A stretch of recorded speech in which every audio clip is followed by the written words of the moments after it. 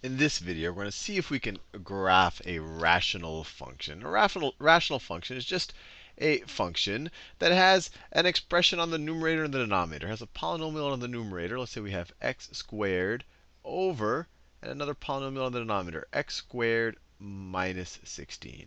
We could obviously graph this by just trying out a bunch of points and then connecting the dots. That's what a calculator would do for us, a graphing calculator. But what we want to do is, before we try out some points to kind of fill in the gaps, I want to understand the basic structure of this graph first. And to understand that, I want to see what happens as x gets really big. So x gets really big, or x gets really, really small as x goes in the negative direction. Or another way we could think about it, I want to understand what happens as the magnitude of x, or the absolute value of x, becomes really big as it approaches really, really bigness, or as it approaches infinity. So when the size of x approaches infinity, which essentially is saying as x goes really far in the positive direction, or x goes really far in the negative direction, what is going to happen to the value of this function? So let's get out a calculator. I won't use the graphing part of it just yet, but let's just try out some values. What happens when x is equal to 10? And it's going to be the same thing as when x is equal to negative 10. Because when you put a negative 10 here, you square it, you get 100, just like 10. Same here, negative 10, you square it, you get the same thing as a positive 10. So whether you go in the super high positive direction or the super low negative direction, as you approach positive or negative infinity, you're going to approach the same thing because you're squaring the values. But let's try out some values. If I get 10 squared divided by 10 squared minus 16, I get 1.19. Now, what happens if x gets a little bit bigger? This is x is equal to 10. What happens when x is equal to 100? We have 100 squared divided by 100 squared minus 16. I'm getting even closer to 1. This was when it was x was 10. When x is 10 around here, we're getting y is 1.19. When x is 100, 100 squared over 100 squared minus 16, y is 1.0016. Just for fun, let's try 1,000. So it's 1,000 squared divided by 1,000 squared minus 16.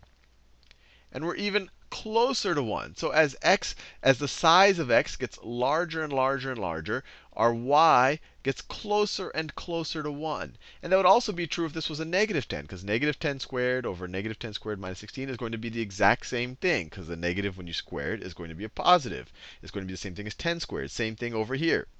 So whether x gets really big or x gets really small, we're going to be approaching y is equal to 1. You could try it with a million if you want. You're going to get a number even closer to 1.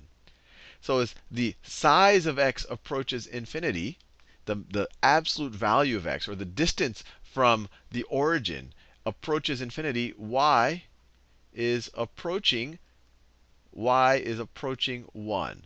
Or another way to think about it is the graph of this function is going to approach the line y is equal to 1. So let me graph the line y is equal to 1. So I'll do it in a dotted line because this isn't the graph of our function.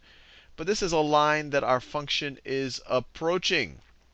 So that is the graph of y is equal to 1.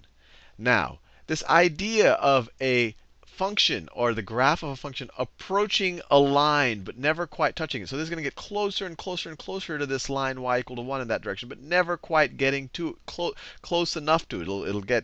It'll approach 0, its distance from this y equal to 1, but it'll never quite get there. This line that the graph is approaching is called an asymptote. Asymptote. And it'll be even more clear once I actually graph the function. We're going to work up there. And since it's a horizontal line, we call this a horizontal asymptote. Horizontal asymptote. This is what our graph approaches as we go in the positive direction or really far in the negative direction. Let's think about some of the other interesting things about this function right here. Well, one thing that might pop out at you is this is a difference of squares. This is x squared minus 4 squared. So we can rewrite this as x squared over x plus 4 times x minus 4. So what's going to happen here as x approaches either positive 4 or x approaches negative 4. Well, first of all, try those values out. If x is equal to 4, what is going to happen? This expression right here, this term right here is going to be equal to 0. And we're going to be dividing by 0. We cannot do that. Similarly, if x is equal to negative 4, we'd be dividing by 0. This expression right here is going to be equal to 0. We can't do that. So this we could say that this function is undefined at x is equal to plus or minus 4. It can't equal those values because we'd be dividing by 0 in either one of those circumstances. Now, what happens as we approach those values? What happens as x approaches negative 4? Let's just do that one for fun. What happens as x approaches negative 4? And let's look at it from, let's say we're approaching it from the negative direction. So let's try it out in our calculator. So let's say we want to go from the negative direction. So let's start with negative 4.1. So if we have negative 4.1 squared divided by negative 4.1 squared minus 16, what do we get? We get 20.75. So we get this number, whatever. Let's see if we get even closer to negative 4. So let me just get that entry there. So let's get a little bit closer to negative 4. So let me, instead of negative 4.1, let's do negative 4.01. So let me insert a negative 4.01. And then over here, this is negative 4.01. 4.01 and see what it is. Now we went to 200. So we're getting to larger and larger values. Let's try negative 4.001. Let's try that out. Oh, whoops, that's not what I wanted to do. I wanted to do that. So let's try. No, that's not what I want to do. Let's see. So we want to go to, instead of 4.01, I want to do 4.001. And over there, negative 4.001. 4.001. And what do we get? We get 2,000. So as we get closer and closer to negative 4 from the negative direction, we're approaching larger and larger, super larger numbers. And you could try it. If it's 4.00001, it's going to get to smaller and smaller numbers. Or sorry, larger and larger numbers here. You know, if you do 4.001, it's probably going to be 20,000. And then if you add another 0 here, so as we get closer and closer, it's getting to larger and larger numbers. So we could say, as x approaches negative 4, we could say y is approaching infinity. It's getting to a larger and larger and larger value. But we can never quite get to x is equal to 4. It's undefined there. That will make the denominator here equal to 0. So what we want to do here is we can never quite equal x equal negative 4. So let me see. X is equal to 1, 2, 3, 4. We can never quite get to x is equal to negative 4. Let me draw x is equal to negative 4 as a dotted line right there. That is x is equal to negative 4. X is equal to negative 4. We can never quite get there, but as we approached it from the negative side, as we had 4.1, then 4.01, we went to larger and larger values. And we also know that we went on the left-hand side, as we go to larger and larger x values, that y will get closer and closer to 1. So you have a general sense of what this part of the graph will look like. This part of the graph is going to look something like that.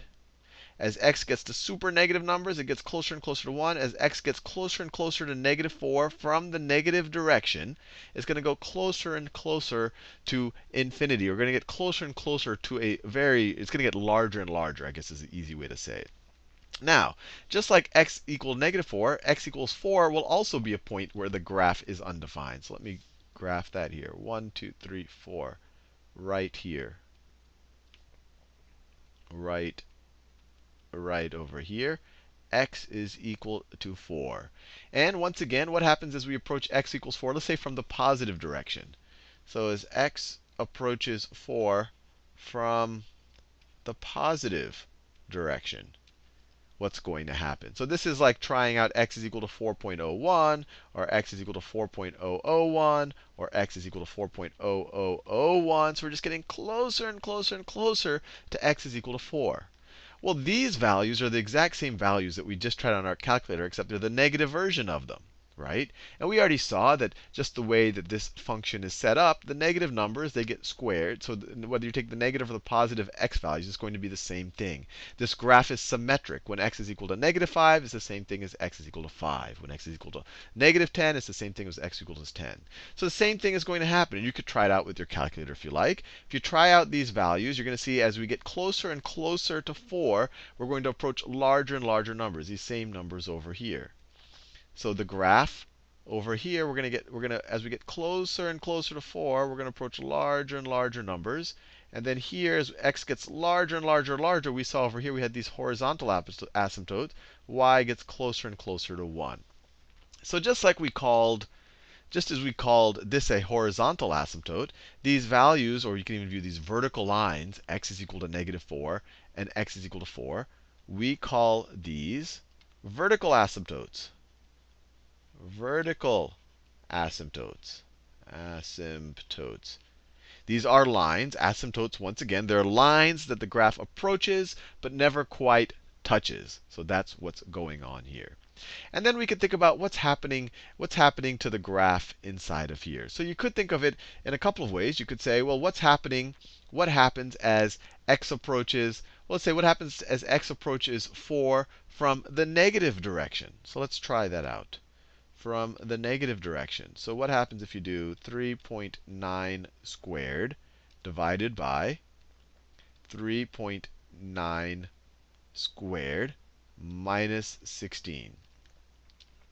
You get negative 19.25. Now what happens if we do 3.99?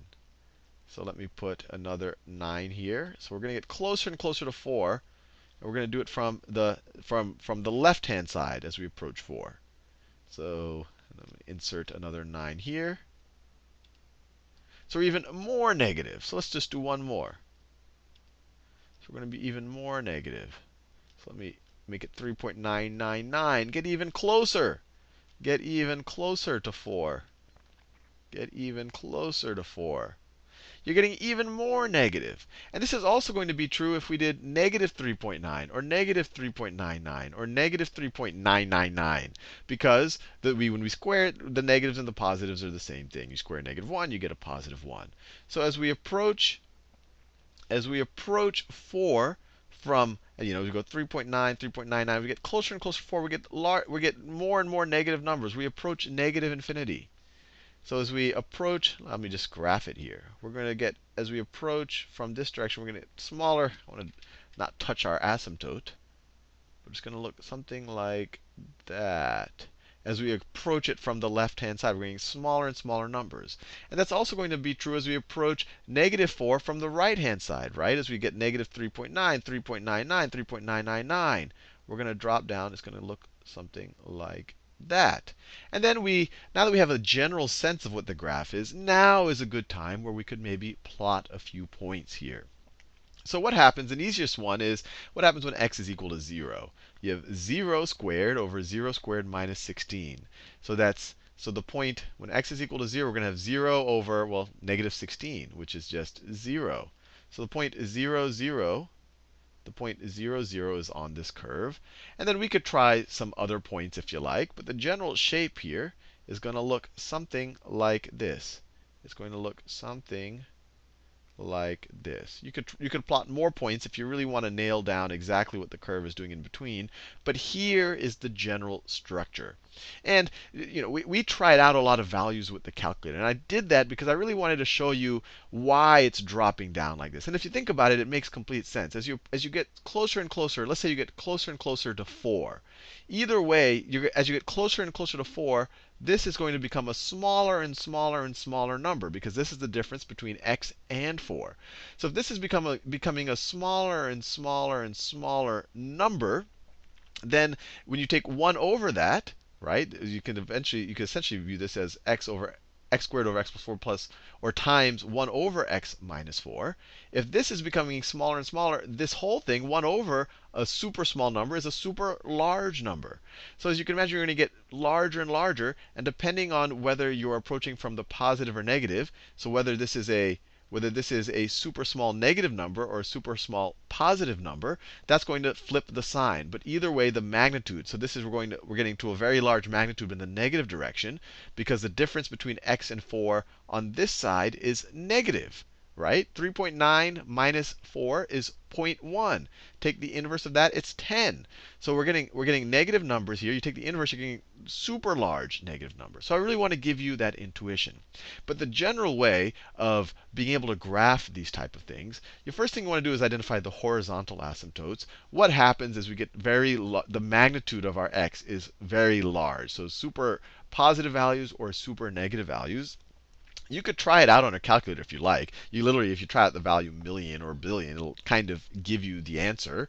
But the way you could also think about it is, the other way to think about it is, as x gets really large, you could view that this thing, these terms right here, grow so much faster. I mean, this is just a constant term. This term doesn't matter anymore. If this is a million and a million, who cares about the 16? So as x gets really large, you could say that y is approximately x squared over x squared. These two terms dominate.